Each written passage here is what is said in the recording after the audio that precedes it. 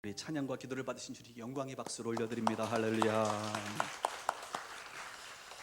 예배 오신 여러분들을 환영하고 축복합니다. 오늘 말씀은 창세기 40장 6절에서 15절의 말씀을 보도록 하겠습니다.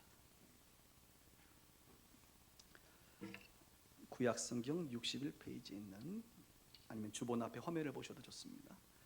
창세기 40장 6절에서 15절의 말씀을 제가 빠른 속도로 읽겠습니다. 아침에 요셉이 들어가 보니 그들에게 근심의 빛이 있는지라. 요셉이 그 주인의 집에 자기와 함께 갇힌 바로의 신하들에게 묻되, 어찌하여 오늘 당신의 얼굴에 근심의 빛이 있나이까? 그들이 그에게 이르되, 우리가 꿈을 꾸었으나 이를 해석할 자가 없도다. 요셉이 그들에게 이르되, 해석은 하나님께 있지 아니하니나이까? 청하건대 내게 이르소서.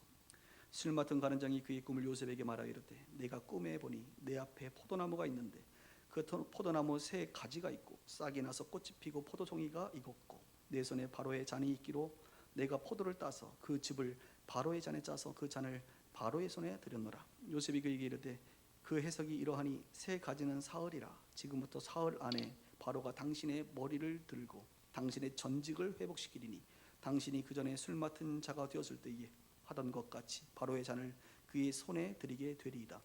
당신이 잘 되시거든 나를 생각하사 내게 은혜를 베풀어서 내 사정을 바로에게 아뢰어 이 집에서 나를 건져 주소서. 같이 있습니다. 나는 히브리 땅에서 끌어온 자요 여기서도 옥에 갇힐 일은 행하지 아니하였나이다. 아멘. 오늘은 창세기 29번째 시간, 감옥에 갇힌 요셉이라는 제목으로 말씀을 나눕니다. 우리는 계속해서 요셉의 이야기를 살펴보고 있죠. 형들의 시기와 미움으로 구덩이에 빠졌던 요셉의 이야기, 그리고 보디발의 집에 팔려가 무려 12년 동안 노예로서의 삶을 살고 있었던 요셉의 모습. 그러나 지난주에 누명을 쓰고, 그죠? 누명을 쓰고 보디발의 아내가 겁탈하려고 했는데 요셉은 도망갔는데 말이죠. 요셉이 겁탈한 걸로 누명을 씌워서 지금 요셉은 이제 감옥에 들어가게 됩니다. 제가 자꾸 눈물이 나는 게, 아까 찬양하는데 눈물이 좀 나가지고, 우리 성도님들 중에 몇 분이 이렇게 눈물을 우시는 분들이 계셔가지고 그분들의 사정을 제가 아니까 갑자기 제가 막 너무 막 이렇게 감정이 올라와서 여러분 좀 죄송합니다.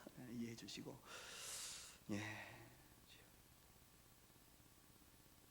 원래 전문가는 감정을 잘 다스려야 되는데 오늘 요셉의 이야기를 통해서 요셉의 심정이 다시 한번 또 생각을 해보게 됐어요. 지난주에 이어서 요셉의 심정이 어떨까?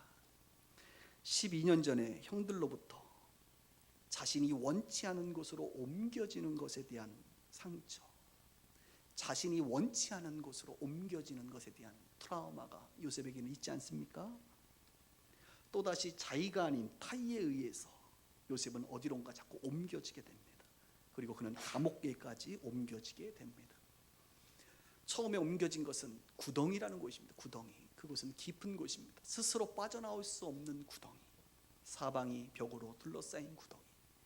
그가 원해서 간 곳이 아니라 타의에 의해서 들어간 곳이 바로 옮겨진 곳이 구덩이입니다. 그리고 그 이후에 보디발의 집에 팔려가게 됩니다. 구덩이는 깊은 곳이지만 보디발의 집은 먼 곳입니다.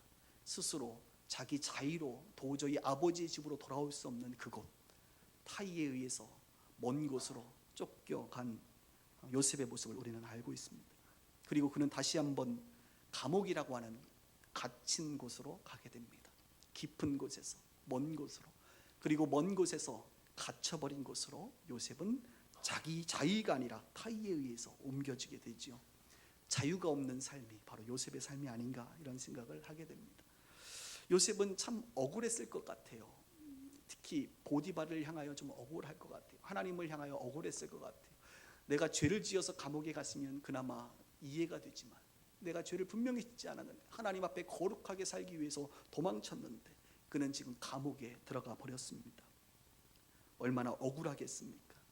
12년 동안 충성을 다하여 섬겼던 보디발을 향하여 그는 얼마나 원망과 서운함이 있었겠습니까?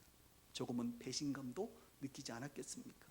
배신감은 꼭 주인만 종에 대하여, 노예에 대해서 배신감을 느끼는 것이 아니라 노예들도 어쩌면 주인에 대해서 배신감을 느낄 수 있는 것 아니겠습니까?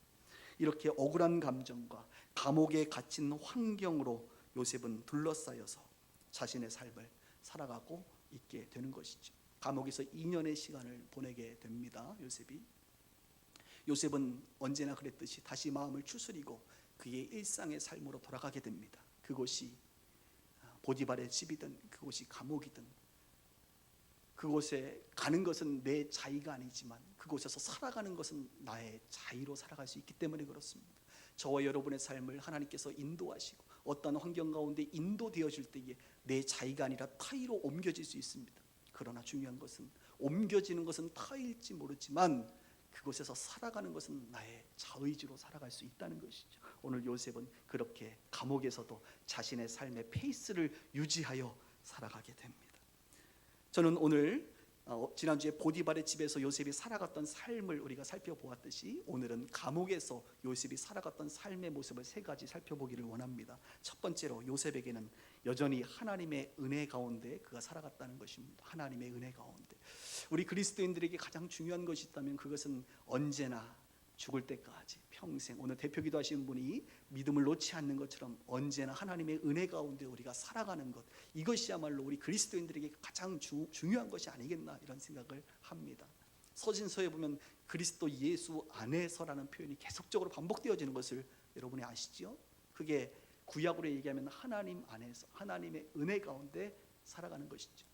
사도 바울은 그래서 교회들을 향하여 그리스도 예수의 은혜와 평강이 너에게 있을지어다, 하나님의 은혜와 평강이 너에게 있을지어다. 너희들이 다른 거는 다 놓쳐도 괜찮은데 가장 중요한 것 하나님의 은혜 가운데 하나님의 평강 가운데 거하는 것이 매우 중요함을 바울은 강조하고 있는 것을 보게 됩니다. 그렇습니다. 요셉은 오늘도 감옥에 있으나 그는 하나님의 은혜 가운데 있었습니다. 40장 말고 39장 20절부터 23절의 내용을 지난주에 한번 언급을 했지만 다시 한번 제가 읽어드리겠습니다. 이에 요셉의 주인이 그를 잡아 옥에 가두니 그 옥은 왕의 죄수를 가두는 곳이었더라. 요셉이 옥에 갇혔으나 여호와께서 요셉과 함께 하시고 그에게 인자를 더하사 간수장에게 은혜를 받게 하시매 간수장이 옥중 죄수를 다 요셉의 손에 맡김으로 그 재반 사물을 요셉이 처리하고 간수장은 그의 손에 맡긴 것을 무엇이든지 살펴보지 아니하였으니 이는 여호와께서 요셉과 함께 하심이라. 여호와께서 그를 범사에 형통하게 하셨더라 라고 지난주에 이어서 오늘도 다시 한번 읽어드립니다. 하나님께서 요셉과 함께 하셨습니다. 감옥이라는 그 공간은 아무나 들어올 수 없습니다. 아무나 함께 할 수 없는 곳이지만 하나님은 건물 따위에, 기둥 따위에, 초롱성 같은 그 벽 따위에 제한받지 아니하시고 하나님은 오늘도 요셉과 함께 하십니다. 요셉과 함께하니 요셉의 달란트와 은사는 활성화되었고 요셉이 간수장의 마음에 합한 자가 되어 간수장은 요셉에게 은혜를 베풉니다. 그 은혜는 무엇이냐? 1.5평의 감옥에서 살아가는 것이 아니라 그 감옥 전체를 관리하고 운영하는 그런 자로 세웁니다. 여러분, 지금도 여러분 슬픈 역사지만 전직 대통령이라든지 대한민국에서 돈 제일 많으신 분이 지금 1.5평의 감옥에서 시간을 보내고 있지요. 좁은 공간에서 산다는 것은 매우 힘든 일입니다, 여러분. 그런데 하나님께서 은혜를 베푸사 적어도 요셉에게는 그 공간을 뛰어넘어 감옥 전체의 재반 업무를 보도록 은혜를 베풀어 주십니다. 놀라운 일이죠. 간수장이 은혜를 베푼 것이 아니라 간수장 뒤에 보이지 않는 여호와 하나님께서 은혜를 베풀어 주신 것입니다. 여호와께서 요셉과 함께 하신 것입니다. 하나님이 함께 하시니 지난주의 설교처럼 형통하게 됩니다. 형통함, 석세스, 성공적인 삶을 그는 감옥에서도 살아가게 됩니다. 저는요 가끔 하나님의 은혜에 대해서 생각을 하게 돼요. 하나님의 은혜. 오늘 여러분 예배드리면서 하나님의 은혜가 있으신가요? 감사하네요. 우리는 하나님의 은혜라고 말할 때는 늘 예배 자리에 와서 찬양을 하거나 말씀을 듣거나 기도할 때에 뭔가 느껴지고 감동을 받고 위로를 받고 하면 은혜가 있다고 말합니다. 물론 그것도 매우 중요한 은혜입니다. 그러나 여러분 더 큰 은혜가 뭔지 아세요? 그런 감정을 넘어 실제적인 나의 삶의 형통함이 이루어지는 것이 진짜 은혜예요. 요셉의 삶의 1.5평이 아니라 그 감옥을 재반 업무를 처리할 수 있는 그 직책으로 하나님께서 요셉을 형통하게 하신 것, 그게 은혜라니까요. 하나님이 함께 해주시고 하나님이 사랑해 주셔서 요셉이 실제적인 삶의 형통함을 누리게 되는 것입니다. 최근에 저희 교회 식구들 중에 좋은 곳으로 이사하신 분들이 있어요. 그래서 제가 좋겠어요. 방이 3개인데 요즘 한국에서 가장 선호하는 평수 25평. 여러분 그거 아세요? 한국에서 가장 선호하는 평수가 33평이 아니에요. 요즘에 경쟁률 보면 25평. 와, 25평인데 또 화장실이 2개야.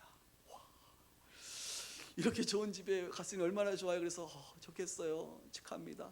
오늘 그런 분들 여기 앉아 계시는 것 같은데 여러분, 그럼 그분들이 뭐라고 얘기한 줄 아세요? 목사님 제가 좀 운이 좋은 사람이죠. 이렇게 얘기 안 해요. 그분들이 하나님의 은혜죠. 저한테만 그런지 모르겠습니다만 하나님의 은혜입니다. 이렇게 얘기해요. 실제적인 자기의 삶에 형통함이 올 때 은혜라고 말하는 거예요. 어떤 친구들은 좋은 직장에 취업을 하고 직장 안에서 또 진급을 하고 그러면 제가 축하합니다. 너무 좋네요. 그러면 뭐라고 얘기해요? 목사님 제가 좀 잘났죠. 이렇게 얘기하지 않고 하나님의 은혜입니다. 실제적인 자기의 삶의 형통함이 펼쳐질 때 하나님의 은혜인 것을 확실하게 말할 수가 있는 것이죠. 사업이 잘 될 때, 또 심지어는 아이들을 볼 때 제가 너무 예쁘게 자라는 거예요. 우리 아이들 중에. 그러면 부모님들한테 아이들 어떻게 이렇게 키우는지 애들이 너무 예쁘게 큰다고 그러면 목사님 제가 좀 지혜로워요. 뭐 이렇게 얘기하는 사람 한 명도 없어요. 다들 하나님의 은혜입니다 라고 얘기하더라고요. 그렇습니다. 실제적으로 아이들이 예쁘게 잘 크니까 하나님의 은혜죠. 그렇습니다. 우리에게 주어지는 은혜는 단순한 감정을 뛰어넘어 우리의 삶의 현장에서 형통함의 역사가 나타날 때 그것을 우리는 은혜라고 말합니다. 그런 측면에서 오늘 이곳에 앉아 계신 여러분들에게 하나님의 은혜가 있기를 주의 이름으로 축복합니다. 이것은 여러분들의 감정적인 어떤 은혜만이 아니라 여러분의 삶의 현장에 실제적인 형통함의 역사가 있기를 주님의 이름으로 축원하는 것입니다. 요셉은 억울한 감정, 감옥이라는 환경에서도 하나님이 함께 하시고 은혜와 사랑과 형통함을 맛보았습니다. 그렇다고 한다면 저와 여러분들도 하나님의 은혜와 사랑 가운데 우리가 살아가야 하는 것이, 감정과 환경을 넘어 하나님의 정말 실질적인 은혜를 맛보아 알아야 되는 것이, 여러분 어떠세요? 하나님의 은혜와 사랑 가운데 살아가고 계십니까? 하나님의 은혜와 사랑이 여러분의 인생의 실제가 되어 여러분의 삶을 형통함으로 이끌어가고 있습니까? 형통함의 열매를 맺고 계십니까? 형통함의 열매를 맺어가는 과정 속에 여러분들이 지금 살고 계십니까? 하나님의 은혜는 막연하지 않습니다. 하나님의 은혜는 실제적이에요. 하나님은 언제나 우리와 함께 하시고, 그런 면에서 하나님의 은혜를 끌어와야 돼요. 목사님 우리가 하나님의 은혜를 어떻게 끌어와요? 아니요. 그 하나님의 은혜를 갈망하셔야 됩니다. 그리스도 예수 안에 거하셔야 됩니다. 그분 안에, 그분의 사랑 안에, 그분의 말씀 안에 거하기 시작하면 하나님의 은혜의 사랑의 형통함이 우리 가운데 끌려오게 되는 거예요. 끌어오는 거예요. 그것은 어려운 말로 하나님의 임재 가운데 거하는 것을 말합니다. 그것은 하나님의 은혜와 사랑을 누리는 것을 말합니다.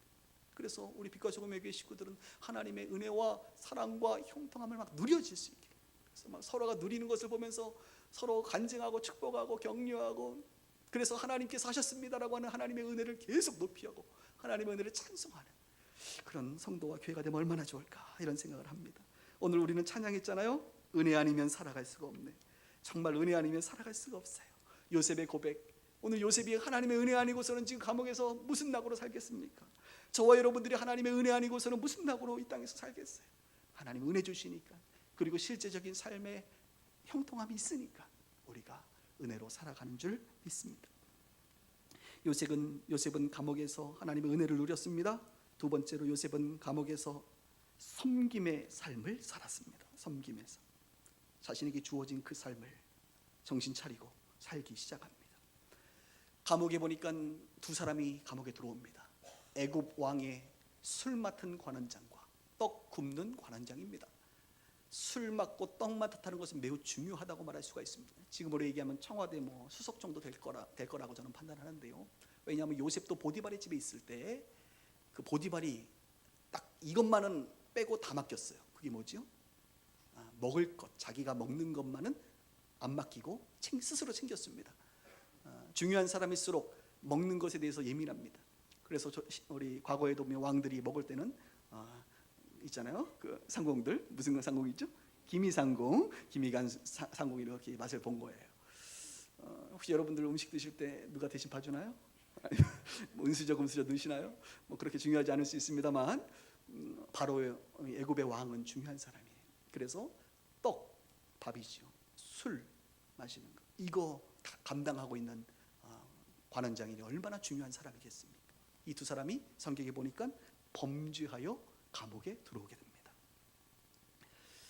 이 사람은 흔히 얘기하는 고위층이죠. 고위층. 정치범일 수 있는 사람들입니다. 이런 사람들이 이제 감옥에 요셉과 함께 있는데, 오늘 성경 이제 여러분 본문은 없지만 40장 4절에 보면 이렇게 성경이 말합니다. 그들을 수종하게 하며 요셉이 그들을 섬겼더라. 요셉에게 이 떡술 관원장을 섬기도록 이제 지시가 떨어지게 됩니다. 중요한 사람을 섬기게 된 것이죠. 요셉은 감옥에 있는 2년 동안 그가 한 것이라고는 자신에게 주어진 달란트, 지난주에 관리 능력, 매니지먼트 능력이 뛰어나다 그랬습니다. 이 달란트로 자신을 섬겼습니다. 여러분, 우리는 섬길 때에 우리가 없는 것으로 섬기는 것이 아니에요. 여기 계신 모든 분들에게 하나님이 적어도 한두 가지, 아니요, 어떤 경우는 많은 은사와 달란트를 주셨습니다. 그래서 저와 여러분들은 이 은사와 달란트를 발견하고 개발하여 우리에게 주신 달란트대로 섬기는 거예요. 오늘 요셉은 감옥에서도 달란트대로 잘 섬겼습니다. 잘 섬겼습니다. 저는요, 이 요셉을 묵상하는 중에 하나님께서 요셉을 훈련하고 있다는 생각이 들어요. 훈련. 하나님께서 사람을 쓰시려면요, 잘 다듬어야 됩니다. 그릇도 깨끗하게, 그릇도 이 원석을 잘 다듬어야만 보기 좋고 가치 있는 인생이 되는데, 이 요셉을 다듬어 가시는 하나님의 모습이 떠오르더라고요. 요셉을 하나님이 훈련시키고 계시는구나 라고 생각이 들었습니다. 왜냐하면 처음에 형제들을 요셉이 관리했잖아요. 그때는 형제들이 형제들을 어떻게 생각했을까요? 자기는 채색 옷을 입고 형제들은 양이나 치고 있고 말이지 위에 있다고 생각했을 거예요. 물론 첫째 아들은 아니지만 자신이 아버지의 사랑을 독차지하고 형제들을 관리 감독하는 섬기는 것이 우리가 생각하는 섬기는 것이 아니라 감시자의 역할로의 요셉의 모습을 스스로 생각했을 것입니다. 그런데 성경은요, 하나님의 사람은 쓰임 받으려면 철저하게 섬기는 종이 되어야 된다고 말하고 있거든요. 섬기는 종. 그래서 하나님께서 요셉을 보디발의 집에 딱 집어넣으니까 요셉이 이제 12년 동안 섬길 때 누구를 섬기나요? 당연히 자기보다 우위에 있는 보디발을 섬기고, 적어도 자기와 동급에 있는 노예의 신분에 있는 사람들을 섬기는 거예요. 집에서는 자기가 형제들보다 우위에 있다고 판단했지만 보디발의 집에서는 자신이 노예들과 동급의 사람이 되었다는 것입니다. 감옥에 가고 나서 그의 위치는 어떻게 되나요? 동급도 아니에요. 이거는 술 맡은 관원장, 떡 굽는 관원장을, 이 사람들은 자기보다 훨씬 우위에 있는 사람들이잖아요. 이런 사람들을 섬겨야 되는 거예요. 그렇게 하나님은 요셉으로 하여금 낮아지게 하고 섬기는 자가 되게 하여 결국 애굽의 총리가 되게 하십니다.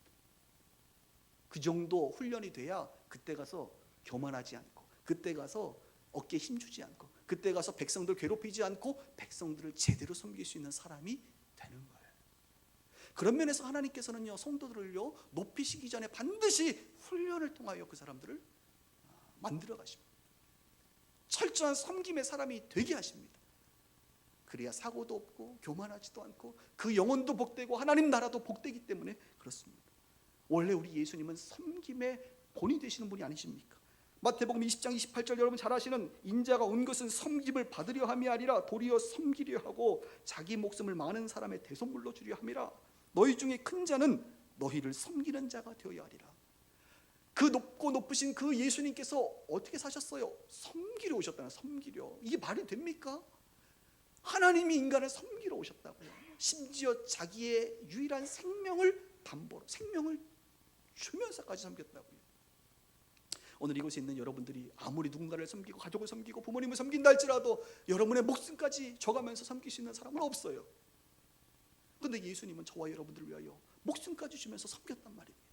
기독교의 신앙, 교회 생활은 다른 게 아니에요. 섬김의 삶이에요. 섬김의 삶. 세상은 더 높아지기 위해 애쓰는 삶을 살아가죠, 세상 사람들은. 그러나 우리는 더 섬기기 위해 애쓰는 사람이 되어야 합니다. 하나님께서 우리를 높이신다면 그것은 세상에서 더 누리고 더 높아지고 더 교만하고 더 잘난 척하라고 하는 것이 아니라, 하나님이 우리를 높이신다면 그것은 여러분들로 하여금 그 위치에서 더 잘 섬기라고 높이시는 줄 믿으시기를 바랍니다.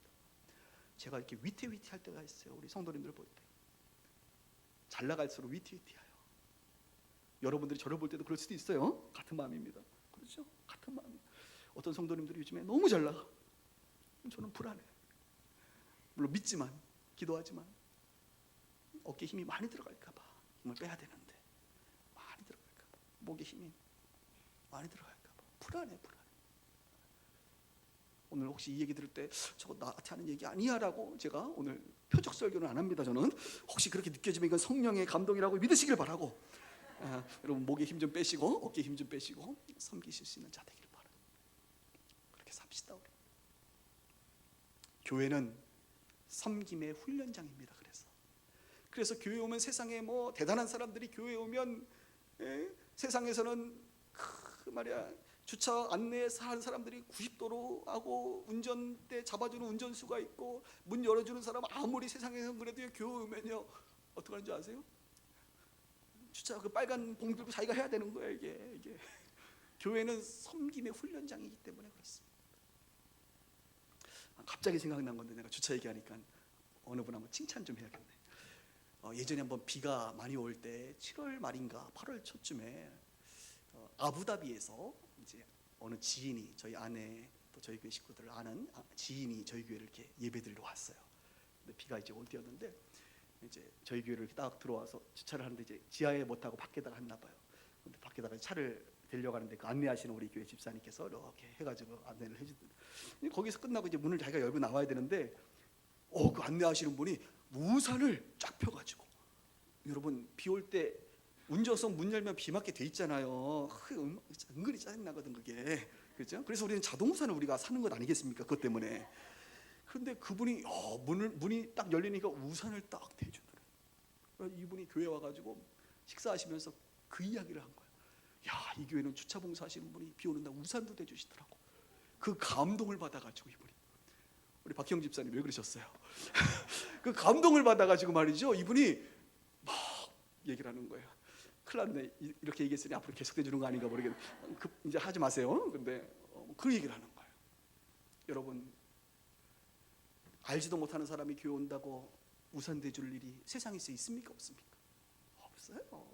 없어요. 내 자식도 안 대주는데 없어요. 교회는 섬김의 훈련장입니다. 그런 면에서 특별히 직분이 높다고 생각하시는 분일수록 남들이 하기 싫어하는 일을 하셔야 돼요. 여러분들이 하기 싫은 그 일은요 다른 성도들도 하고 싶지 않아요. 남들이 하기 싫다고 생각하는 것은 내가 집사다, 장로다, 권사다, 목사다, 그럼 그분들이 하셔야 돼요. 아멘이 없네 주여. 할 수 있기를 바랍니다. 아멘 안 하면 아멘 할 수 있는 방법이 있어요. 할렐루야. 섬긴다는 것은 내 몸, 내 시간, 내 물질, 내 감정이 불편한 거예요. 여러분 불편해야 섬기는 거예요. 그러나 나는 불편하지만 누군가는 그것 때문에 편안함을 누리게 되는 것이 바로 섬김입니다. 저는 우리 빛과 소금의 교회가 다른 것 말고 정말 섬김이 이렇게 흘러갔으면 좋겠어요. 특히 직분이 높을수록 더 섬기는 자가 되었으면 좋겠어요. 직분이 높을수록 더 드러나지 않았으면 좋겠어요. 자꾸 드러난 사람들은 초신자들이 자꾸 드러나고 우리 성도님들이 드러나시고, 직분이 좀 있는 분들은 자꾸 보이지 않는 곳에서 남들이 하기 싫은 그 일 했으면 좋겠어요. 제가 지난 주간 중국을 다녀왔습니다. 여러분 1년 만에 이제 선교를 갔는데요, 참 우리 동역자들이 참 많이 반가워하시더라고요. 이제 오랜만에 왔다고 너무 좋아하고 그렇습니다. 그리고 이제 물어보죠. 교회 이전했는데 이제 물어보시는 분들이 다 이렇게 조심스럽게 물어봐요. 오늘도 우리 저희 교회에서 이제 집사로 전도사로 지금 목사님까지 되시고 다른 교회 사역하시는 우리 조민호 목사님 오늘 오셔서 같이 예배드리고 저기 계시는데, 아까 저한테 물어보더라고 조심스럽게 요즘 교회가 말을 끝까지 안 하세요. 그래서 제가 주님의 은혜로 이렇게 형편이 이렇게, 그래서 제가 중국에서도 그런 얘기를 들어요. 다들 이렇게 대놓고 말 못해. 힘들면 괜히 물어봤다 이렇게 생각하니까 그럼 제가 뭐라고 얘기했냐면 이렇게 얘기했어요. 자리를 잘 잡아가고 있습니다. 그게 가장 적절한 지금 우리 현 상태가 아닌가. 자리를 잘 잡아가고 있습니다. 그러면서 제가 실제적인 형통함이잖아요. 하나님의 은혜지요. 정말로 하나님의 은혜인 줄 우리가 알고 감사한다고 얘기를 하면서 이제 사역을 세미나를 목회자들 한 10분 정도를 모아놓고 이제 시간을 보냈는데요. 선교를 갔다가 이제 올 때 가끔 시험에 들 가능성이 높습니다. 오면 굉장히 힘들어요, 여러분. 그래서 예전에 그런 얘기 했잖아요. 저는 공항 들어올 때 눈물이 날 때가 많다니까. 환영합니다. 한국말이 보이면 갑자기 눈물이 벌컥 나요. 이게 지쳐 있을 때 그렇잖아요. 여러분들이 교회 왔을 때 막 찬양할 때 눈물 나는 사람들은 어떤 사람들이에요? 지금 내 영혼이 지금 많이 힘듭니다. 이런 분들이 이렇게 우는 눈물이 나요. 그런데 선교라는 것이 가만 보니까 이게 총체적으로 기가 빨리는 게 바로 선교더라고. 총체적으로 내 안에 있는 기가 빨려. 영적으로도 그렇고 특히 감정적으로도 굉장히 힘들어요. 왜냐하면 사람을 상대해야 되니까 3박 4일 동안 계속 사람을 상대하고 또 다 제 마음에 들겠습니까? 또 이렇게 마음에 들지 않는 사람도 많잖아요. 그래서 상대하다 보면 감정적으로도 소모가 많이 되고 또 음식 안 맞으니까 육체적으로도 많이 소모되는 게 이게 선교 사역인 것 같아요. 그래서 선교 사역을 할 때마다 갔다 오면서 제가 항상 하는 말이 이제 안 간다 내가. 힘들어. 다음엔 안 가 내가. 뭐 또 와라 그래도 안 가 내가. 속으로 내가 안 가. 기가 다 빨린 상태이기 때문에 안 간다. 이렇게 이제 생각을 하죠. 그리고 또 한편으로 이런 생각도 들어. 내가 뭐 선교한다고 우리 교회 부흥하는 것도 아닌데 저기 가서 내가 비행기값 교회 돈 써, 밥값 숙박비, 때로는 모임할 때 경비, 또 어려운 교회 방문하면서 헌금해줘. 돈까지 써가면서 내가 뭐 하는 건가 이게. 안 간다. 다음엔 안 간다. 주님 안 갑니다. 이제 이러고 내가 이제 한국에 들어올 때가 많습니다. 그런데 이제 기도를 할 때 가끔 주님께서 그럴 때마다 제 마음 가운데 들려주시는 음성이 하나 있습니다. 뭐 길지 않아요. 우리 주님은 말씀을 길게 안 하셔요. 수고했다. 기도하면 수고했다 장 목사. 이렇게 마음에 이렇게 감동이 와요. 수고했다. 그 한마디가 얼마나 힘이 되는지 몰라요. 수고했다. 섬기는 건 불편한 거예요. 힘든 거예요. 기가 빨리는 거예요. 돈이 나가는 거고 시간이 나가는 거고 에너지가 쓰이는 거예요. 내 목회에 아무 도움이 안 돼. 오히려 목회에 불편해. 목사가 없으면 오히려 교회가 불안하고. 근데 주님께서는 수고했다. 그런 거예요. 그래서 그렇구나. 섬기는 건 그런 거구나. 나에겐 유익이 전혀 되지 않지만 하나님 나라에 나는 하나님 일하고 하나님은 제 일 해주시고 이것이 섬기는 거구나 라는 것을 날마다 깨닫게 됩니다. 사랑하는 여러분, 요셉은 억울한 감정과 감옥의 환경에서도 그는 섬김의 자리에 있었습니다. 몸과 마음과 시간과 물질이 섬김의 자리에 있었습니다. 여러분들 어떠세요? 지금 여러분들은 섬김의 자리에 계십니까? 아니면 섬김을 받는 자리에 계십니까? 여러분들은 언제까지 섬김을 받는 자리에 계실 건가요? 섬기는 자리에 나아가야 되지 않겠습니까? 섬김을 훈련하시길 바랍니다. 우리의 DNA가 섬기는 DNA가 될 때까지 주님은 우리를 높이지 않을 수 있습니다. 저는 저와 여러분들이 계속적으로 섬기는 그런 하나님의 사람들이 되기를 주님의 이름으로 축원합니다. 마지막 세 번째, 요셉은 하나님의 은혜 가운데 있었고 섬기는 자리에 있었고 감옥에서도 복음을 전하는 자리에 있었습니다. 복음을 전했어요. 이게 무슨 말인고? 6절부터 8절을 볼까요? 40장 6절에서 8절입니다. 아침에 요셉이 들어가 보니 그들에게 근심의 빛이, 술 맡은 관원장, 떡 굽는 관원장이 근심이 있는 거예요. 요셉이 그 주인의 집에 자기와 함께 갇힌 바로의 신하들에게 묻되 어찌하여 오늘 당신들의 얼굴에 근심의 빛이 있나이까? 그들이 그에게 이르되 우리가 꿈을 꾸었으나 이를 해석할 자가 없도다. 해석할 자가 없다. 해석이 안 돼서 내가 근심하고 있다. 이게 뭔 말인지 모르겠다. 그때 요셉이 뭐라고 얘기합니까? 그들에게 이르되 해석은 하나님께 있지 아니하니나이까. 저에게 알려줬어요. 해석은 누구에게? 하나님께. 이 사람들이 하나님 믿는 사람들이 안 믿는 사람들이? 안 믿는 사람이죠. 이방신을 섬기는 자들이잖아요. 하나님을 알지 못하는 그에게 요셉이 하나님에 대해서 이야기하는 거예요. 당신의 그 문제 하나님을 해결할 수 있습니다. 이거예요. 하나님. 여러분의 그 문제 하나님을 해결할 수 있다는 거예요. 그래서 여러분, 복음을 언제 전해야 되냐? 상대방이 근심의 빛을 갖고 있을 때, 상대방이 고통받을 때, 삶이 복잡할 때, 문제가 안 풀릴 때, 뭔가 해결되지 않는 문제를 가지고 있는 사람들을 볼 때 여러분들이 뭐라고 얘기해야 되느냐? 그때 복음을 전해야 돼. 하나님이 그 문제 해결할 수 있습니다. 예수님께로 오셔야 됩니다. 교회에 나와야 됩니다. 하나님께서 그 근심의 문제를 해결할 수 있습니다 라고 오늘 요셉처럼 이야기할 수 있어야 돼요. 그것이 복음이 필요할 때입니다. 복음은 우리의 근본적인 문제들을 해결합니다. 그리고 그 문제 해결의 시작과 출발점이 바로 예수 그리스도를 알고 믿는 것에서 시작합니다. 그래서 저희 교회 오시는 모든 분들에게 반드시 1단계를 통하여 첫째 시간에 예수님에 대해서 영접하는 그런 복음에 대한 설명을 하고 믿게 하는 시간을 갖는 것이죠. 오늘도 시작되는데 참여하시기를 바라고, 제가 목회를 하다 보니까요, 교회는요 확실하게 근심이 있는 사람들이 교회에 와요. 가정의 문제, 부부 문제, 자녀 문제, 어떻게 할 줄을 모를 때 그때 주님께로 오더라고요. 그리고 주님 안에서 회복되고 해결되는 것을 우리는 많이 봅니다. 요즘에 정신적으로 문제 있는 분들도 있죠. 중독 있는 분들도 있죠. 질병 있는 분들, 개인의 성품에 문제가 있는 분들, 이런 분들이 이 근심이거든. 이 근심이 있을 때 하나님께로 나오게 되는 계기가 됩니다. 누군가 교회 가자, 이제는 방황 그만하고 하나님께로 돌아갈 때다, 탕자 생활 그만하자, 이렇게 얘기하면 좀 기분 나쁠런지 모르지만 저희 교회도 사업하시는 분들이 있는데, 사업가들이 교회 나오는 유일한 방법은 사업이 망해야 돼요. 사업이 망해야 돼요. 망할 직전까지 가야 주님께 나와요. 너무 교만하셔서, 돈이 많으면 사람이 교만해지거든요. 그래서 사업이 망할 직전에 가야 하나님께로 다시 나오게 됩니다. 그럼 하나님께서 회복시키시고 형통케 하시고 이렇게 되는 줄 믿습니다. 여러분 주변에 혹시 사람들을 좀 둘러보세요. 옆집 사는 사람, 내 자녀들 학교 친구들 엄마들, 주변의 직장 동료들, 근심의 빛을 가지고 계신 분들이 좀 있으십니까? 그분들에게 그 문제의 해결이 하나님이라는 것을 혹시 얘기해 본 적이 있나요? 그들은 간절히 찾고 있을지 모르겠습니다. 이 문제의 근본적인 해결에, 이 문제를 해결할 수 있는 분이 누구신지 찾고 있는지 모르겠어요. 바로 여러분들이 그 하나님을 속해 줄 수 있기를 주의 이름으로 축원합니다. 이 모든 근본적인 문제의 원인은 무엇인가요? 바로 죄.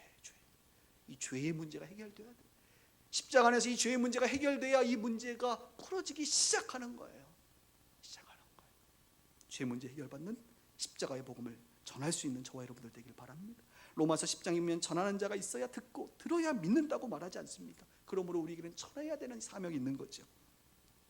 여러분 이번 주 목요일 9월 7일부터 우리 갈매 지역이 전체 10,000세대인데 작년에 5,000세대 정도가 1, 2, 3단지 더샵까지 입주를 했고, 이번 주 금요일부터 시작해서 4단지부터 시작해서 내년 연말까지 나머지 5,000세대가 이제 입주를 이제 하게 됩니다. 그래서 이제 여러분 혹시 교회에 오실 때 오늘 주보 안에 보면 이런 리플렛이 있는데, 보시면 교회 소개 전단지 리플렛이 있죠. 굉장히 화려하고 큽니다. 장당 300원의 가치가 있습니다. 아무나 막 뿌리시면 안 되고 눈과 눈을 마주치는 사람에게만 반드시 전달해 줄 수 있기를 바라면서, 덮으세요. 지금 보시면 안 돼요. 덮으시고 나중에 보시기 바랍니다. 전도를 이제 할 거예요. 우리가 토요일 날 1시에 우리 홍 목사님을 중심으로 전도를 할 거고, 또 주중에 또 전도하는 팀을 또 만들어서 전도를 할 겁니다. 근데 제가 이 전도를 생각하면서 마음에 좀 염려가 돼요. 오늘도 보니까 여기 옆에 어느 교회가 이 사거리 기퉁이에 두 명씩 짝을 입고 띠를 띠고 위협적으로 서 계시더라고요. 그래서 내가 그렇구나. 앞으로 여기 교회가 지금 한 10개 되는데 막 이게 또 이제 전도의 전쟁이 일어나는 거 아닌가, 막 이런 걱정이 되는 거예요. 그래서 우리 교회 전도 컨셉을 제가 정했습니다. 전도 컨셉을 이렇습니다. 겸손하게, 진실되게, 무례하지 않게. 앞으로 여러분 절대로 전도할 때 겸손하게 하세요. 나는 아는데 너 모르지? 사람이 어디서 왔는지 너 모르지? 막 이렇게 교만하게 하지 마시고 겸손하게. 그리고 거짓말하지 마세요. 띵동 어디서 왔어요? 저기 아래서 왔는데요. 아래서 올라왔으니까 아래서 오긴 왔지. 그러나 그 말이 아니잖아요. 이단들이 주로 거짓말을 많이 해요. 설문조사 뭐 하고 그래요. 그러지 마세요. 그냥 빛과 소금의 교회에서 오면 우리는 띵동도 안 할 건데 사실 진실하게, 겸손하게 하고 진실하게 하고, 사랑은 무례히 행하지 않는 거니까 무례하지 않게, 그렇게 해서 우리가 좀 드려도 괜찮으니까 겸손하게, 진실하게, 무례하지 않게 저희 교회는 전도하는 게 이번 전도의 컨셉입니다. 여러분 그렇게 해주시기를 바라고요. 다른 데가 어떻게 하는지에 대해서는 얘기할 필요 없어요. 그냥 우리만 잘하면 돼요. 그리고 전도 시즌이니까 첫 번째 참여하실 수 있는 분들은 시간을 내서 참여하시면 좋겠고, 또 어떤 분들은 참여하지 못하는 분들은 기도로, 여러분들이 있는 곳에서 기도로 동참하시기를 바라고, 세 번째, 이번에 전도비가 뭐 거의 한 160만 원 들어갔더라고요. 지난달에 쓴 게. 와, 전도비가 엄청 들어가요. 그래서 내가 기도도 잘 안 할 것 같아요. 목사님 참여는 더 안 할 것 같으면 헌금이라도 좀 하세요. 전도 헌금이라도 좀 하시면 함께 여러분 도움이, 뭔가 참여한, 그죠? 은혜가 있죠. 그래도 한 10,000원이라도 하면 얼마나, 여러분 10,000원 하시면 35장의 전도지를 여러분들이 감당하시는 것입니다. 주여, 여러분 이렇게 참여해서 함께 교회에서 이런 일을 할 때, 너 천국 가서 너 뭐 하다 왔니? 그때 하나님 제가 전도할 때 참여하지 않았습니까? 이런 모양으로 할 말이 있는 저 여러분들 되길 주 이름으로 축복합니다. 예, 말씀을 전할게, 이제 마무리할게요. 14절과 15절을 보겠습니다. 14절 15절. 요셉이 이렇게 말합니다. 이제 꿈을 해석해주고, 결국은 술 관원장은 복직하고 떡 굽는 관원장은 죽습니다. 그러면서 술 관원장한테 이렇게 말해요. 당신이 잘 되시거든 나를 생각하고 내게 은혜 베풀어 주소서. 내 사정을 바로에게 아뢰어 이 집에서 나를 건져 주소서. 나는 히브리 땅에서 끌려온 자여 여기서도 옥에 갇힐 일을 행하지 아니하였다라고 자신의 누명을 벗겨달라고 그분에게 정중히 부탁을 하는데, 오늘 어떤 표현을 써요? 은혜를 베풀어 달라고. 은혜는 하나님만 베푸는 게 아니에요. 사람들도 은혜를 베풀 수가 있습니다. 여러분들도 누군가에게 은혜를 베풀 수 있어요. 그러나 우리가 베푸는 그 은혜가 하나님께로 너무나도 많은 은혜를 받았기 때문에 작은 것을 베푸는 거지요. 오늘 이 술관원장에게 당신 나에게 도움을 받았지 않았습니까? 은혜를 나에게 베풀어 달라고 이야기하는 것을 보게 됩니다. 아마도 요셉은 이 이야기를 할 때 성경에 이런 말씀들을 혹시 그가 알았다면 기억하지 않았을까요? 잠언에 보면 의인을 억울하게 하는 것이 선하지 아니하다. 내가 억울하다, 나 의인인데 억울하다. 시편에 보니까 그가 가난한 백성의 억울함을 풀어주며 궁핍한 자의 자손을 구원하며 압박하는 자를 꺾은 하나님께서 가난한 백성의 억울함을 풀어주시지 않겠는가? 예레미야 애가의 말씀처럼 여호와여 나의 억울함을 보셨사오니 나를 위하여 원통함을 풀어주소서라고 하는 이 기도 섞인 간절함으로 부탁하지 않았겠습니까? 하나님께 은혜를 간구하고 사람에게 은혜를 간구하는 것은 매우 지혜로운 행동입니다. 그리고 결국 그 이야기 때문에 나중에 술 관원장이 요셉을 기억하여 바로에게까지 데리고 가는 것을 우리는 보게 됩니다. 은혜가 필요하신 분들 하나님께 은혜를 구하시고, 또 여러분에게 은혜 베풀 만한 자들에게 은혜를 구하시길 바랍니다. 은혜는 그렇게 흐르는 겁니다. 은혜는 다시 은혜를 부르는 겁니다. 하나님께 받은 그 요셉의 은혜가, 요셉을 통하여 누군가에게 은혜가 흘러가고 그 술관원장을 통하여 요셉이 다시 은혜를 받는 거예요. 은혜는 그렇게 흘러갑니다. 요셉의 몸뚱아리는 감옥에 가둘 수 있고 구덩이에 가둘 수 있고 보디발의 집에 묶을 수 있지만 하나님의 은혜는 묶여지지가 않는 법입니다. 하나님의 은혜는 흘러 돌고 돌아 다시 은혜 받을 만한 자에게 돌아오는 것입니다. 억울해도 감옥에 갇혀도 은혜는 흐릅니다. 여러분 어떠한 상황 속에서도 여러분의 삶이 지금 감옥에 있는 인생 삶이라고 여러분 생각하신다 할지라도 하나님의 은혜가 있습니다. 하나님의 은혜 안에 거하시길 바랍니다. 그곳에서도 여러분들이 마땅히 해야 될 섬김의 삶을 사시길 바랍니다. 그곳에서도 하나님의 때에 복음을 전하며 살아갈 수 있는 저와 여러분들 되길 주님의 이름으로 축원합니다. 기도하십시다.